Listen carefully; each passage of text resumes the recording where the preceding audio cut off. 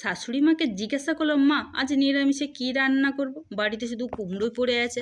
শাশুড়ি মা বললেন, বৌমা ওই কুমড়ো দিয়ে তোমাকে একটা সুন্দর পদ রান্না করে খাওয়াবো। কুমড়োগুলো আগে কুড়ে নিয়েছি, এবার ছোলার ডাল, আদা আর কাঁচা লঙ্কা বেটে নিয়েছি। এবার কুমড়ো, ছোলার ডাল, তাতে চিনি, জিরে, নুন পরিমাণ মতন দিয়ে একটা বাটার করে নিয়েছি। এবার কড়াইতে তেল দিয়ে বাটারগুলো ফেলে দিয়েছি, যতক্ষণ শক্ত না হবে ততক্ষণ নাড়তে থাকবো। এবার নামিয়ে এনে ঠান্ডা করতে দিয়ে একটা ধোকা আকারে কেটে নিব। কাটা হয়ে গেছে, ধোকাগুলো এবার লাল লাল করে তেলে ভেজে আনবো। ভাজা হয়ে গেলে কড়াইতে তেল দিয়ে শুকনো লঙ্কা ফোড়ন, কালো জিরে, তেজপাতা, আদা আর লঙ্কা হলুদ দিয়ে টমেটো পেস্টটা দিয়ে দিব। তেল মশলাটা ভালোভাবে কষিয়ে নিব। কষানো হয়ে গেছে, পরিমাণ মতন জল দিয়ে দিব। জল দিয়ে 1 মিনিট ফোটানোর পর উপর থেকে চিনি আর স্বাদ মতন নুন দিয়ে দিব। এবার ধোকাগুলো এক এক করে ছেড়ে দিব। সবার শেষে ঘি ছড়িয়ে দিলে কুমড়ো ধোকা কারি রেডি। রান্না যদি ভালো লেগে থাকে তাহলে একটা লাইক করে দিন।